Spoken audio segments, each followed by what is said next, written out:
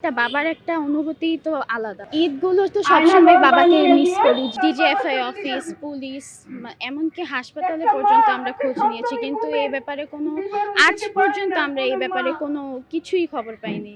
আর আমার বাবাকে নিয়ে যাওয়া হয়েছিল হচ্ছে হাতিরঝিলের সামনে। আমার বাবা হোটেলে তাদের ফ্রেন্ডদের সাথে ছিল।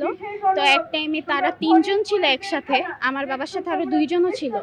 তাদের সহ ৩ জনকে গাড়িতে ডাক দিছে। ওইরকম গাড়ি ছিল, সিভিল ড্রেসে ছিল, আর সাদা শার্ট টার্ট এরকম পরা ছিল, ইউনিফর্ম ছিল, ইউনিফর্ম ছাড়া ছিল সিভিল পোশাকে। তো ওইভাবে ডাকে, তো হুট করে একজন আমাদের পরিচিত সে দেখে যে এভাবে নাকি আব্বুকে উঠায় নিয়ে যায়। এরপর থেকে আমার বাবার আজ পর্যন্ত কোনো খোঁজ পাওয়া যায়নি। তখন আমার বয়স ছিল ৬ বছর।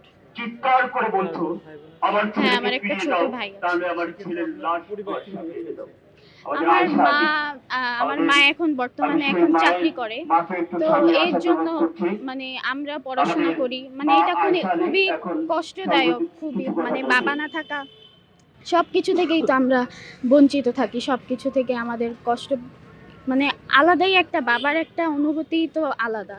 তো বাবা না থাকার কারণেই হচ্ছে সব জায়গা দিয়ে আমরা ছোট থাকি আর কি।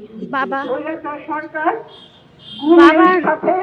ঈদগুলো তো সবসময় বাবাকে মিস করি, যে বাবা নাই, বাবা আজকে থাকলে আমাদের সাথে,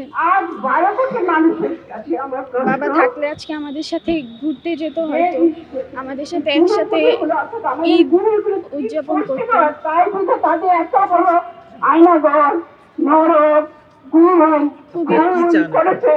আমি চাই যে আমাদের যে অন্তর্বর্তীকালের জন্য যে উপদেষ্টা ডক্টর ইউনূস স্যার, তাকে একটাই কথা বলবো যে আমাদের সবাইকে, যাদের এত বছর ধরে যাদের এখনো কোনো খোঁজ পাওয়া যায়নি, তাদেরকে যেন জলদি তারা বের করে দেয়।